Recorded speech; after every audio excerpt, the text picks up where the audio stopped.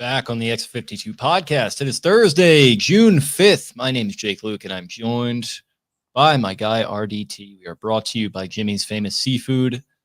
And people, who would have thought? Couldn't believe it as I was typing it out myself in the description of this here episode. The Baltimore Orioles have completed their second sweep in a row. I think their second total sweep all season of a series. They're flying high right now, man. Nothing else to say. The energy just definitely feels a little bit different with this team, as some are saying. And, hard to declare them. I'm not going to use the capital B word quite yet, but I don't know, man. What did we say? You sweep that White Sox team, you take care of business for the first time all season. Some people talking about, it's one of the worst teams in MLB history. It's like, yeah, good. Go out there and take care of your business against a bad team, because they hadn't been doing that all year. They get that done. Then they come out here and they face a markedly better team in the Mariners in their house after a flight. Adley Rutschman going nuts in the series with a couple of home runs. You got the return of Colton Cowser hitting a home run in his first game back in a couple of months. Just a welcome presence both at the plate and in the outfield. Great to see him back as well.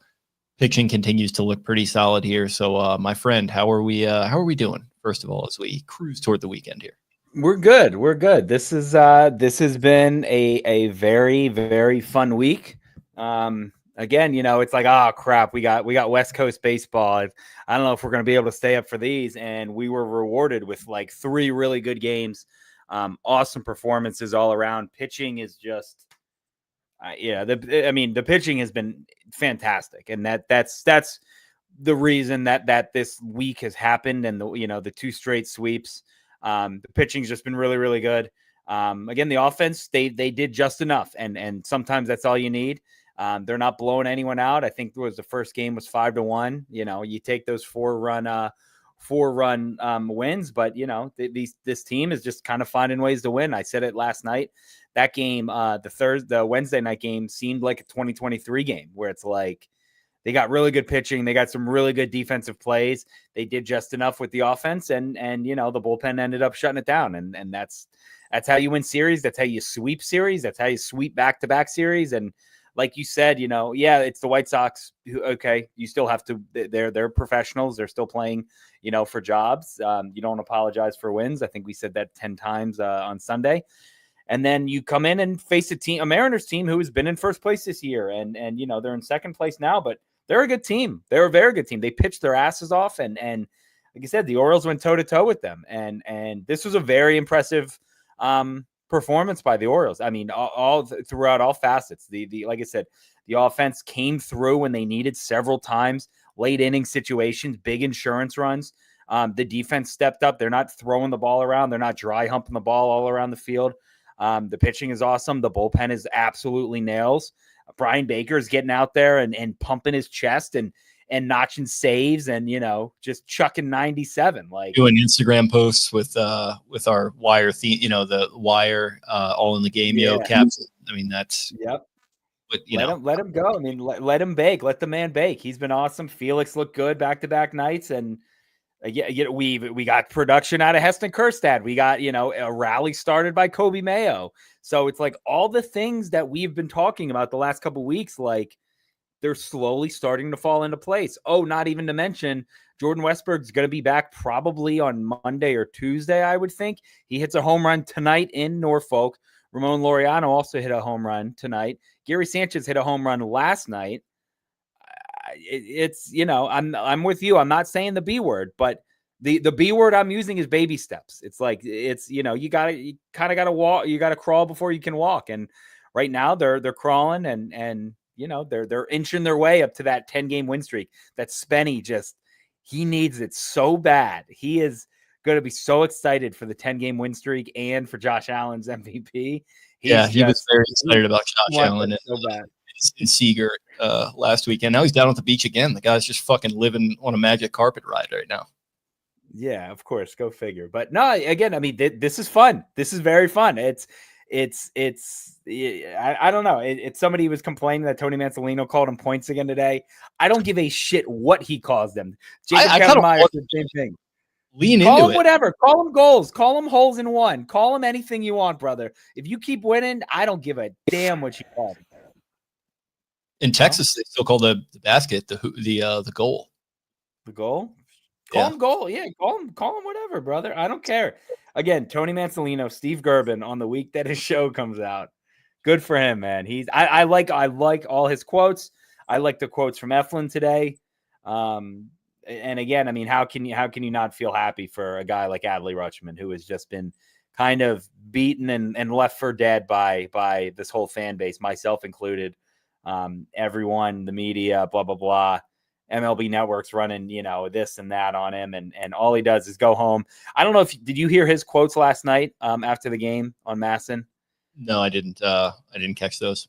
They asked him something about like you're at home, the air, what's it like, and he basically was just like, listen, sometimes you got to go home, like you got to go back to go forward. And he's like, it's awesome seeing my family and my friends and college teammates and high school teammates, and he was like, I saw kids from high school that I haven't seen in 7 or 8 years. Like, and again, all he does, I think he was 7 for 13. I think he has an extra base hit in like 5 or 6 straight games. It was 2 home runs. I mean, the one last night was a mammoth blast. That was a absolute rocket.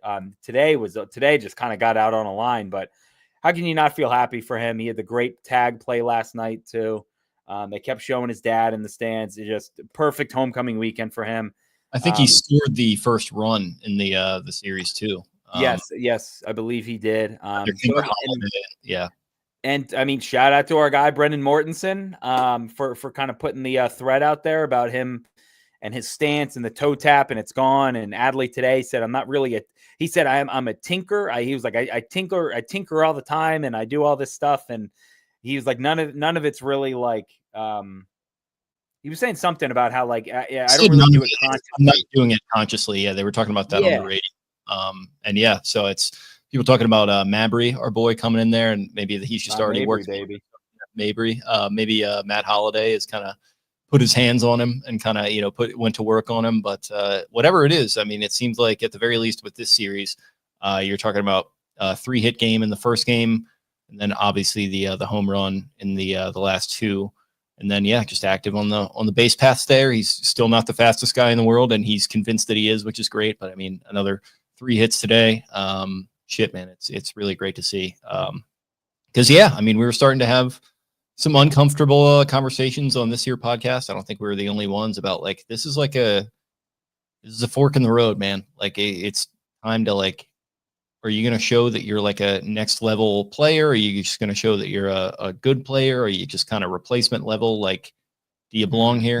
What do you think? And I think everyone kind of goes through that in some form or fashion in their life, no matter what they do or kind of whatever your vocation is or anything like that. I think it's something that a lot of people can relate to. And yeah, I think for a guy like him who, as kind of goofy as he is and, very self-effacing, I think there's another side of him that's a little maybe self-conscious and like kind of very, I think when you're an empathetic person and you're kind of willing to make fun of yourself, I think you open yourself up to maybe being a little more hypercritical and kind of noticing it when you're under the gun like this a little bit. And I don't know, it's nice to see that it hasn't completely taken hold of him and he can kind of just go out there and sling it and ball like he did this weekend. And I think it's nice that you mentioned him with the homecoming there. And I don't know, it's just it's a good story all around. So hoping it continues. And for right now, it's been great to watch.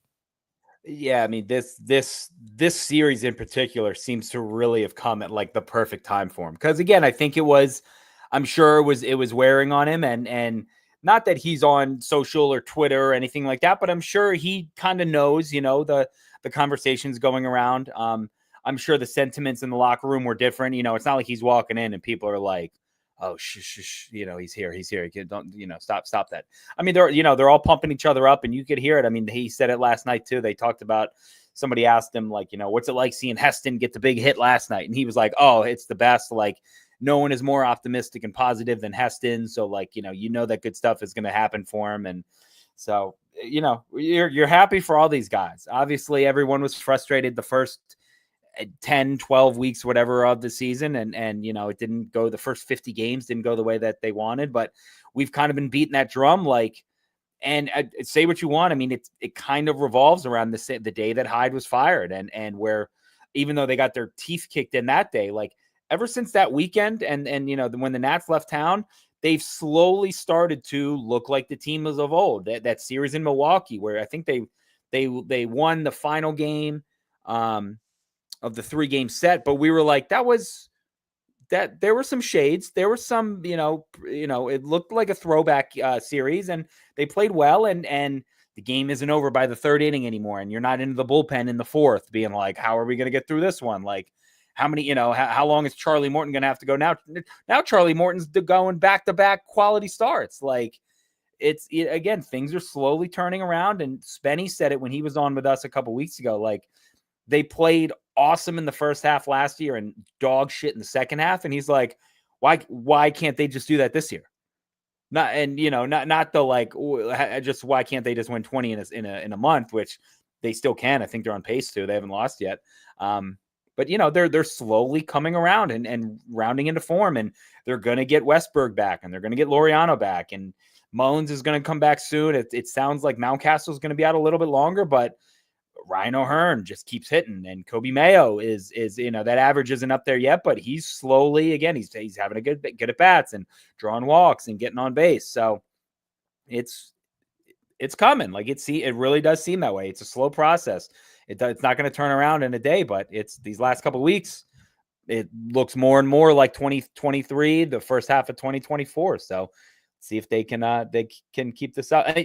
Hell, if they go, I mean, my whole thing was like, if they can go 500 on this road trip, I would be thrilled. They're 500 now, and they're playing a team that has won 2 of their last 22 games. So things are setting up quite nicely for them, even though they got the Tigers waiting for them when they come home. But if they take 2 out of 3 in Sacramento, sweep them. I dare you. Go for it. And I want them so badly to do it, and I want them so badly to just stuff a number of people in a locker, mainly the ones who are saying, oh, well, it's great they swept the White Sox and all, but, all that really tells you is you got to turn around and trade some assets, and you have to, get ready for next season. I am so fucking sick of that attitude. And if Elias does that, thank you, M. Stover, Adley, and Gunner, going yard back-to-back. Chef's kiss for the $20 tip here. Amazing work. We thank you very much. I am just so sick of that attitude. Mm-hmm. I feel like that's been a plague on this organization. I feel like it's kind of the spreadsheetification of everything that Elias and Seg have brought here that have done some great things for this organization. And in terms of scouting, it's done some great things in terms of, like we talk about, building the foundation.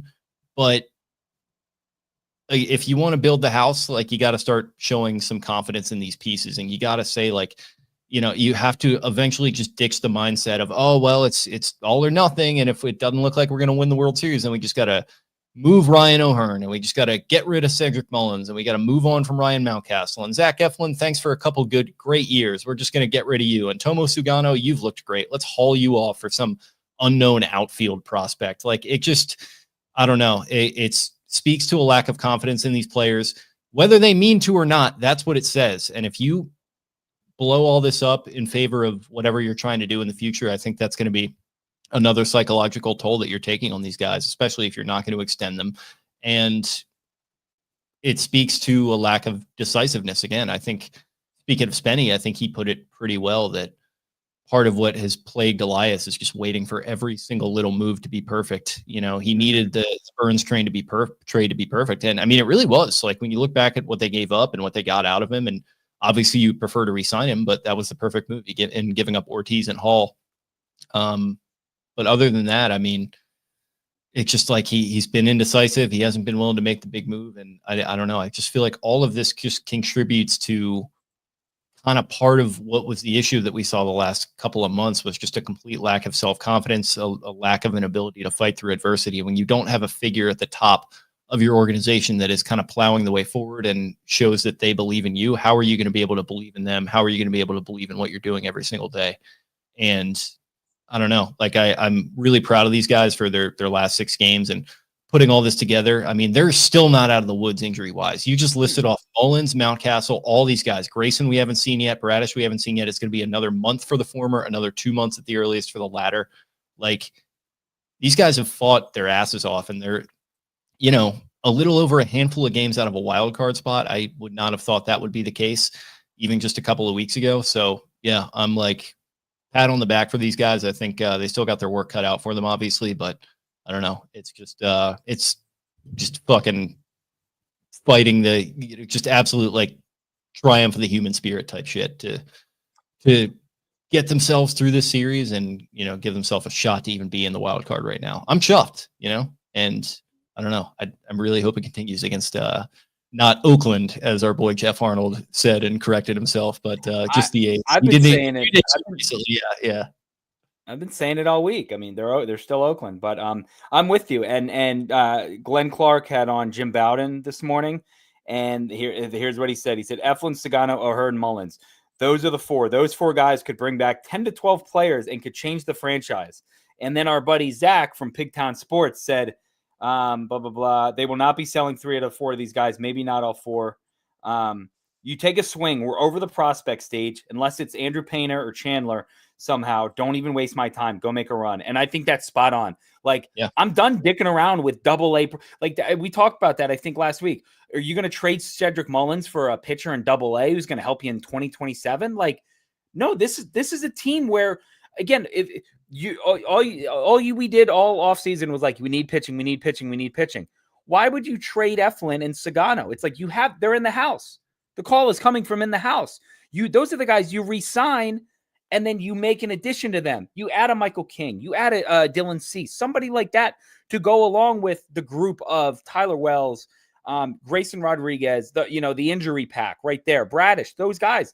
That's what you do. You know that you can't have enough pitching, plus Trevor Rogers, plus Dean Kramer, plus, all the add to it. Why are we going to take pieces away? So again, I'm with you. Like what message does that send? And I know we've been talking about it. Like, Elias is a guy who traded Trey Mancini as he was taking, his cancer medicine and all that stuff. And a year out of rehab, not rehab, chemo and stuff. Like, they were a game and a half out. It doesn't matter. GMs do not give a shit about storyline. And he puts his foot in his mouth, that same week when he makes those moves. And, he says something to the effect of, I forget what the exact quote was. It's been a couple of years, but something to the effect of lift off from here. Well, there's another bad one, but this was the one where he essentially just said, like, yeah, I just felt like that was the right move. I just don't know if this was kind of the year, was essentially the effect of what he said, to the point that he had to fly out to Houston when they were going to play the Astros, still in the midst of a playoff spot, hunt, and tell them, like, hey, that came off wrong. I still believe in you guys, X, Y, and Z. But it's like, your actions don't really show it, frankly, up to this point. And if you just turn this into another fire sale at the deadline, like, what are we watching at that point? Yeah, are we trying to watch competitive baseball? Are we trying to invest our time in competitive sports? Or are we watching you move figures around on a spreadsheet?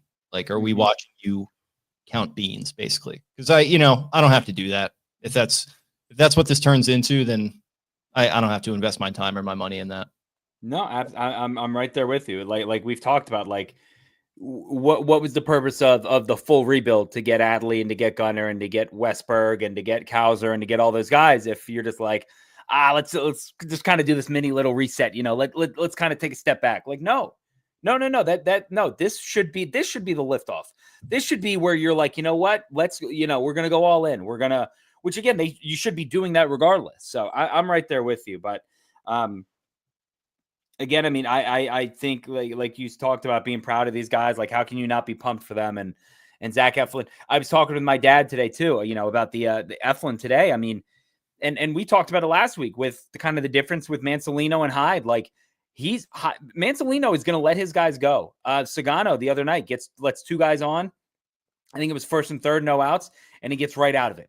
And they were like, he probably gets pulled if Hyde is here and that they just yank him early. And then same thing today. Eflin gives up the 2-run home run to Cal Raleigh, and you're thinking like, oh crap, here we go. Well, now it's 3-1. Maybe we'll get him tomorrow or whatever. We'll get it. We'll see you Friday, and we get the Jackson walk, you get the Adley home run, you get the Gunnar home run. Now in the blink of an eye, you're up 4-3. And instead of yanking him out and forcing the bullpen in there, now you're getting an extra inning out of him, and Eflin goes 1-2-3. I think that gives the guys a ton of, like, confidence. And they're like, yeah, this is my job. This is why I'm here. I want to, like, Zach Eflin wants to go out there after he gives up a 2-run bomb. He wants to go out there and fix it. And he did. And I love that. And it seems like Mansolino just really trust these guys and lets them go and do their job and is, just goes out there and says, you go, this is your ball. This is your mound. Go get 3 outs and then come back and see me. I love that. I think it's awesome. And I think for like, as much as we kind of laugh, at him a little bit with like the Steve Gerben vibes and like the kind of the points and like, there's just a real self-effacing quality to him. There's a real humility to him that I think is part and parcel with what the faith that he's showing in his players. He's like, you know what? I don't have all the answers. You guys are the athletes. You guys are who they're here to watch. And like, you go ahead, like, let it fucking rip like that. I'm not here to like get in your way. And yeah, I mean, as much as like, he strikes me as like the absolute like archetype of a interim manager. I don't know. I really love that about him, and I wouldn't hate it if he were to remain with the organization. I think they announced the other day that people on the staff, are planned to be. I mean, we'll see how it all works out with whoever they decide to bring in to take over as the actual head manager next season. But yeah, that's all good to hear. And I mean, Felix Bautista going back to back again in this series in these first 2 games, and that game too. This is how you know this was a good series. It got me to stay up for both of these. I managed to stay up the entire way for both of them, all the way down to Felix Bautista putting one right on a plate for Rowdy Tellez to just absolutely fucking turn on. And you like the reaction by the crowd. I thought right in that second, the second the ball connected with the bat, I was like, there's the walk-off. There's the one Felix screw up that we're going to get hopefully for at least a while. But I think it was Jordan Adams back there on the case, and you get out of that. So yeah, showing more faith in Felix here as he continues on the uptick with his health, and that's another great thing to see. Yeah, he was awesome last night. I'm looking at the box score. Yeah, an inning, 1 hit, 1 walk, and I think the walk was kind of questionable. I know Soto had a walk. I thought Soto was awesome last night. I thought Cano was awesome last night. I thought Sir Anthony was awesome last night. That was like straight up dogs in the bullpen. Like Soto was 3 strikeouts from Soto. Soto like must have like raw dog pre-workout or something. He was he was on he was supposed to be hanging out with Baker because like that reaction on when he got out of that thing, been around and like that's what you need out of the guys. And the Orioles put out that clip of Baker today, and somebody tweeted and was like, "This guy's crazy," and I was like, "Good."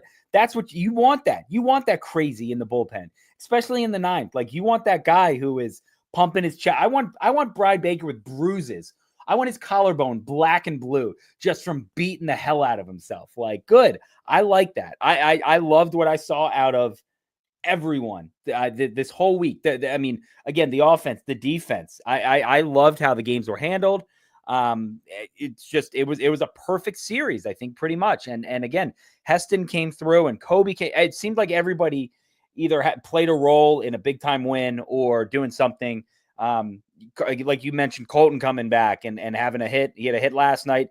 He had the home run, his first night back. Just, I don't know. It like I've said earlier, things are rounding into form, but this was like a true, like, kind of all 26 coming together and doing something. Maverick Hanley today. I tweeted it out. My God, we talked about it a couple weeks ago. Like a backup catcher who had an RBI on a sac bunt and a sac fly. Like that's chef's kiss itself.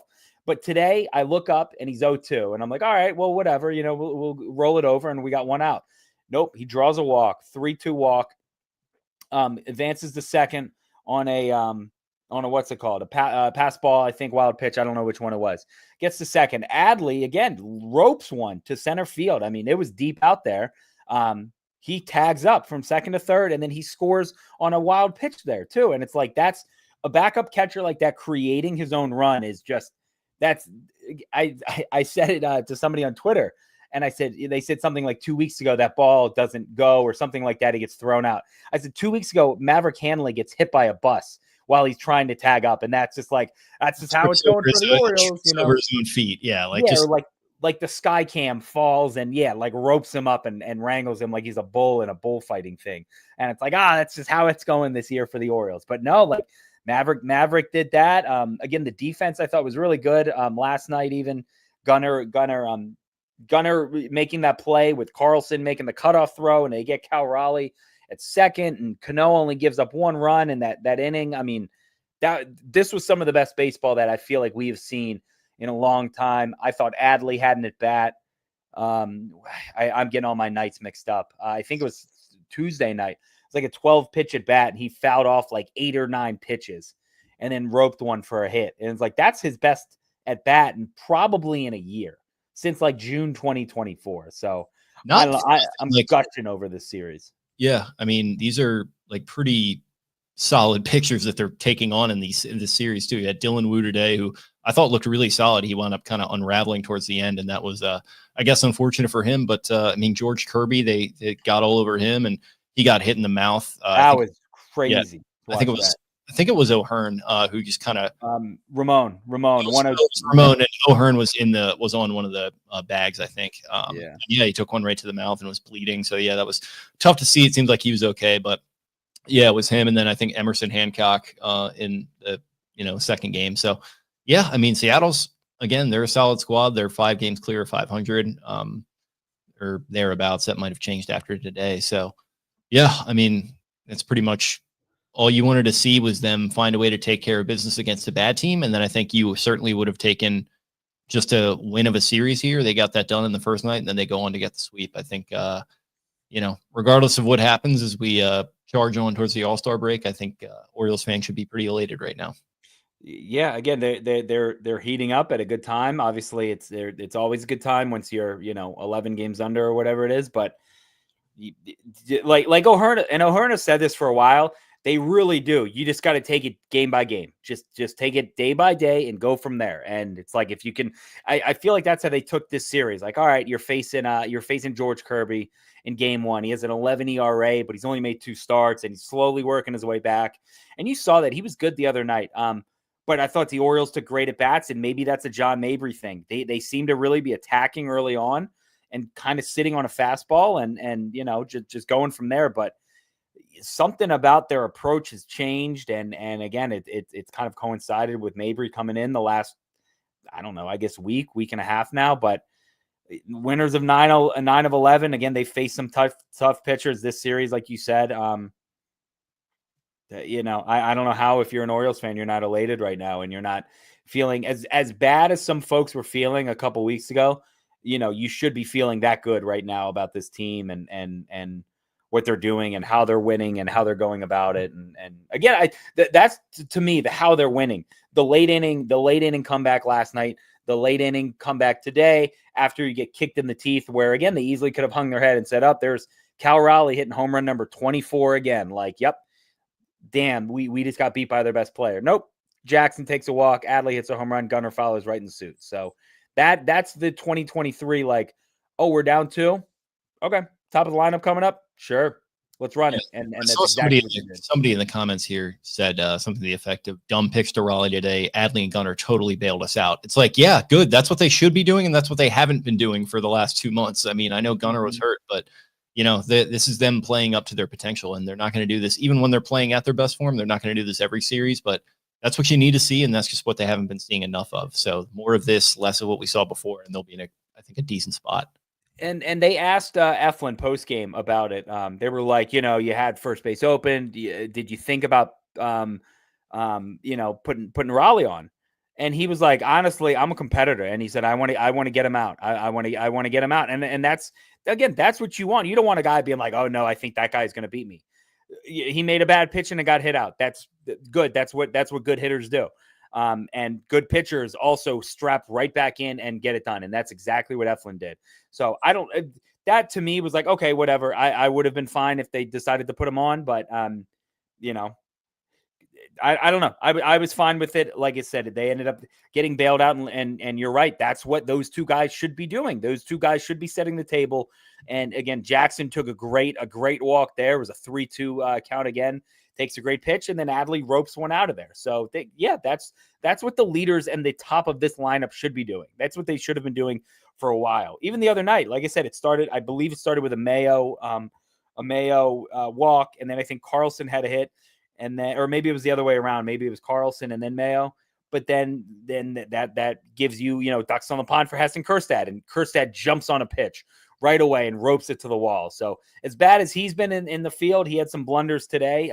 Two tough plays. He had a tough night the other night when he slid into the wall, but again, Heston was awesome with the bat the last couple of days too. So you don't need everyone to be hot at the same time, and it's never going to happen, but it's nice that Adley was able to, hit like he did. Like, I'm sure he felt like he was in high school, and the ball looked like a beach ball up there. And again, O'Hearn's still getting on base, and they're getting chip in from all the other guys. And Mansolino said it after the game, but he said, I think Gunner's about 2 weeks away from that true MVP form. So if they can get Gunner going, it's like, then it's going to start getting fun. And it's like we talked about, it's going to get hot. The weather is going to, weather is going to get better. That ball is really going to start flying. So that's never in my life have I been so happy that it's like 88 degrees outside than right now. God, I've been waiting for warm weather for a long time. Yeah, and it's finally here. But it's again, if that's all it takes for the Orioles to start playing a little bit better, then yeah, we'll take that. But again, just an overall, I don't know one negative thing you can really say about this series. Like, it's just you can't be upset about. So there's nothing you can like nitpick about with back-to-back sweeps, especially with how they were playing 3 weeks ago. So awesome stuff. Really good. He did call them points. Goals, points, call them whatever. Strikes, doesn't matter to me.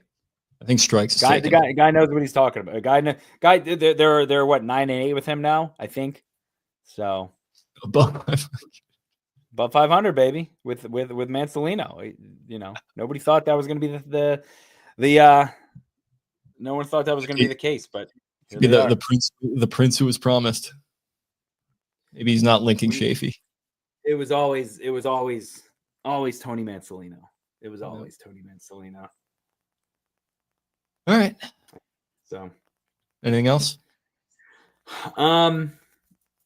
We didn't really talk about Sagano. Is just. This was another one where I've got it on my like laptop, and I think I'm playing video games or something, and I've got like the volume up and everything, so I'm like paying attention. But then it's just another one where I turn over, and it's like the 6th inning, and it's like, yeah, he's thrown like 64 pitches. It's like, what? Mm-hmm. Like, it's crazy. Like, how does he keep doing this? I don't know, man. He's cruising, right? Yeah, it's like the 7th inning, and he has 80 pitches, and you're like, he could go a little longer. So he's been as good as advertised, if not better. Again, everybody, that was a weird one because everyone, people crapped all over that signing. Like, I was 35. What is he going to be able to do? I mean, he's one of, when it comes to like a pure pitcher, like watching a guy pitch and not just throw, like he may be one of the most fun pitchers I've seen in an Orioles uniform in a long, long time. Bradish was awesome when Bradish was like on and he was on the money. Obviously Burns did his thing last year, but like, but going back to like Eric Bedard and I remember Mike Mussina just being a pure pitchers, like they were awesome to watch. And Sagano does that every 5 days. And he does that thing where he gives up one, and then it's like, all right, then he like really truly locks in and is like, no more. He might actually be the perfect Corbin Burns replacement. He'll give up an obligatory one, and then he'll go back out there and lock in. Yeah, we hated Burns for doing that. We were like, Burns gives up solo home runs in the 2nd inning every start, and people were so mad. And yeah, if he did that, you knew it was going to be a good start. It's like, oh, okay, he's just like he's giving them their one, and then he's going to settle in for 7 1/3, 1 run, 8 strikeouts, 1 walk, or something like that. But Sagano is just, I love him, and he is just as pure as pure gets, and so he's a lot of fun to watch. And again, I truly hope they re-sign him. That would be great. But it's just the pitching has really turned this thing around. I think they're top 5 in ERA since like May 10th, I think it was. One of the beat guys had the stats out there, but the improvement by them, the improvement by the bullpen.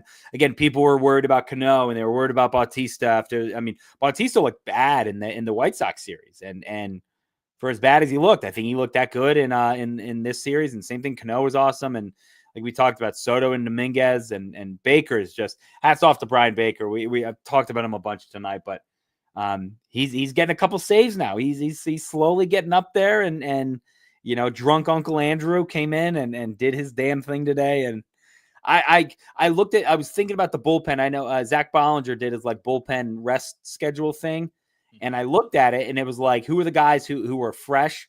And I believe it was Aiken. I think Baker pitched last night, but it was like Aiken, Kittredge, and I forget who else.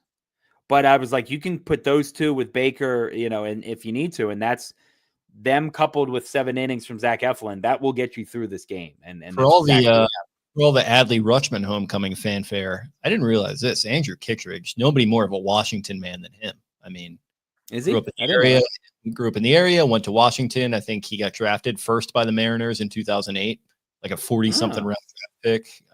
He still lives out there, actually. I did not know that. I did not. This is the first I'm hearing of this. I didn't know that. You're telling me now for the first time. Telling me now for the first time. I'm trying to think what else. All-star stuff too. Get out there and vote. Vote for Tyler O'Neill. Let's stuff the ballot box. Let's get time. Stay in line. Vote for Tyler. Stay in line to vote. Yeah, stay in line. Again, I think they really have 2 guys who have earned it. I think it's Jackson. I think it's Ryan O'Hearn. I think it's Ryan O'Hearn first. I would rather Ryan make it than Jackson.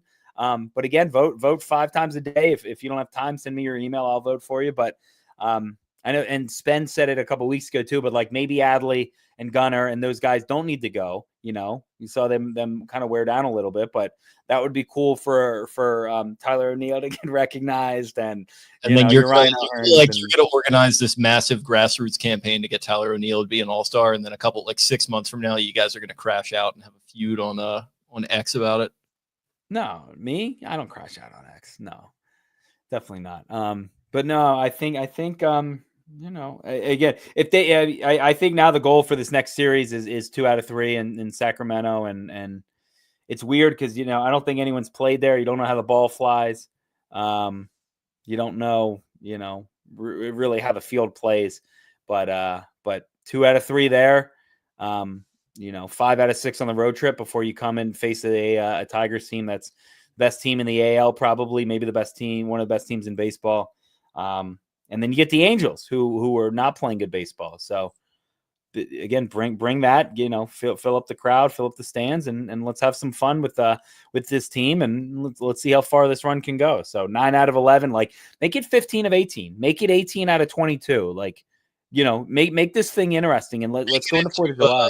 Make it feel like such a blur that it's like the calendar scene in Major League, or not Major League, Moneyball, when it's just like, oh, they've won this stretch. Hey, just give me a montage. Just give me a fucking, just cruise through that. That would be great. Keep it going. They do that. I promise you, I will make that montage. Okay, there we go. Jake will put his editing skills to use, and it all seemed to turn around once Melanie got smoked on the head by Rob Refsnyder. So. Melanie, thank you for your service. Rob Refsnyder, thank you for lacing that foul ball. She was the one with the hot Kittredge scoop today, and she mentioned that he had 70 friends and family there. Yeah, but her and Jeff were eating bugs on the broadcast. They're trying to make us eat the bugs, And then he said they slowly whittled their way down, and he didn't actually appear in that first game. Oh, nasty. But yeah, I don't know. Fun series, good series. The West Coast ones are always weird, but. I gotta tell you, man. 10 p.m. tomorrow. I know. I saw that 10 p.m. and that thing hit me like a ton of bricks when I saw that. Looked up, but again, at least it's a weekend. Friday and a Saturday. I feel like the last one, it might have been one of the LA teams or something. Yeah, it might have been the Angels or something like that. I feel like the last 10 p.m. one was might have been D-backs actually, but that wouldn't have been 10 p.m. I don't know, but I feel like the last late one was on a weekend as well. So I've gotten kind of lucky with these. Yeah, we'll look out there. Yeah. G-Man too said, Cowser's family was there, Gunner's family was there, obviously Adley's family was there. Gunner's little brother's high school trip was to go out and play golf with Gunner on the West Coast, so they got to enjoy golf this week. Yeah, that's cool. And Gunner was like, "Yeah, mine was a little different. I had to go work out for the Nationals and the Phillies." Yeah, it was like that was my high school trip, but. It's not too bad, But again, I mean, it's all. I think all this stuff. I think Cowser coming back. I think the guy's slowly starting to get healthy. It's all just, the pieces of the puzzle are coming together at the right time. And Mansolino said something. He was like, it wasn't too long ago we were 18 games under 500. Now that seems like forever ago. Like, I mean, they could be 9 games under. I think they're still 11. If they come home 9 games under 500, 8 games under 500, I mean, that would be that's an incredible run. 3 straight sweeps. Again, I think it's kind of crazy to say they're going to go in and sweep the Athletics, but anything's possible out there. Just go win a series. That's all you got to do. Just win a series. Again, I went into this thinking they'll win 1 out of 3 in Seattle and take 2 out of 3, in Sacramento. So I think it's Kramer. I think it's Kramer tomorrow, Morton, and then Sagano on Sunday. So setting up kind of nicely. All the Athletics are TBD. Again, you blink. The Athletics have now lost 20 of 22. They scored 14 runs. I think that organization is TBD. Yeah. Oh yeah. But again, they were in first place. They were a game out of first place on like May 18th or something like that. They were frisky. I don't know. I was always kind of curious about the sustainability. At one point, I blogged it. They had a better record than anyone in the AL East, and it was like, oh man, this is it. Like, here they come. And then they won today, like I said, 14-3, I think it was when I saw. Yeah, 14-3. They beat the Twins, but they are 24-40. So you want to talk about a free fall? They are in an absolute free fall. So I need Dallas Braden's boys to lay down a little bit longer and see if we can again make this a 2 out of 3, maybe sweep kind of situation, and we'll see if we can keep having some fun. Okay. Keep having some fun there. Excited. Very exciting stuff. Anything else before we close this thing out? No, just stay hot, Don't let the boys stay hot. It would be a real shame if they did stay hot, but let's keep stacking wins day by day, game by game. Swing early, attack fastballs. Pitching, keep going and let's see if we can make this a very fun summer. Like I was saying, I was like, oh, I got a lot of open nights this summer. I went and saw a movie, on Monday night. Like, I can just go and do that now. Like, so no, take my summer away. So we can't go see Panic when they come to Merriweather. Oh, it's gonna be a hell of a summer, boys. It's gonna be. I'm telling you. Are they coming here? I hope so. I feel like they don't really seem like an East Coast kind of. Fish is more. Yeah, Fish is more like East it's Coast. always Fish in Merriweather. Panic is like Southeast though. Yeah, they'll go to like Georgia, that kind of stuff. Yeah, that makes sense. But we'll go see Goose. I think Goose is coming to Merriweather, who I was trying to educate you on today.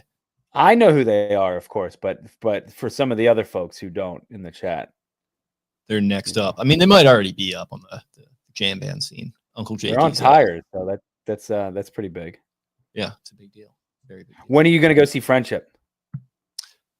We'll have to see. I might sneak out this weekend. Dude, I'm telling you, man. Being the only person in the theater for it was perfect too. Yeah, I'd probably just go by myself because like I've got maybe 1 or 2 friends that I could see it with, but some of my friends, let's just say we're not on the same frequency with the Tim Robinson stuff. Exactly. If your friends are not fully bought into a Tim Robinson thing, they are going to be. It's going to be brutal for them. They're going to be like, "What is going on? Like, am I being punked? Is this some kind of joke?" But yeah. So that's the thing about these late night games. You can catch a 7:00 movie and get home in time for first pitch. Yeah, very true. Maybe I'll do that tomorrow. Then I'll go see it and then come back. We got 10 p.m. So 10 p.m. game. There we go. There we go. I don't know. Which means you can watch baseball if you want. You can also have a beer if you want. Ooh, after 10, you can do whatever the hell you want. Say it. We can say whatever the hell we want. All right. Well, thank you all for hanging with us here tonight as we said whatever the hell we wanted. And the Orioles did whatever the hell they wanted, winning 6 in a row, second straight sweep. Good on those boys for sweeping the Seattle Mariners and heading now to Sacramento to take on the A's. Thank you all for listening. If you liked what you heard, subscribe to us here on our YouTube page. You can find us on social media at Exit 52 Podcast on X and on Instagram. We're also on Facebook, which Eric is trying to get back going here. So go ahead and check out our Facebook page if you're into that. We stream live to it as well, just like we do with the other ones. So yeah, check us out there. You You can find me at Jake Louque on X, the everything app. Big day on there. That's spelled at LOU or at JAKELOUQUE. Eric is at EDITTI22. Brian at Barstool Banks. Taylor at Taylor Smythe 10. Spenny at Ravens 4 Dummies. That is the number 4 in the middle there. Thank you all for hanging with us, and we'll talk to you again very, very soon. Bye-bye. Arrivederci.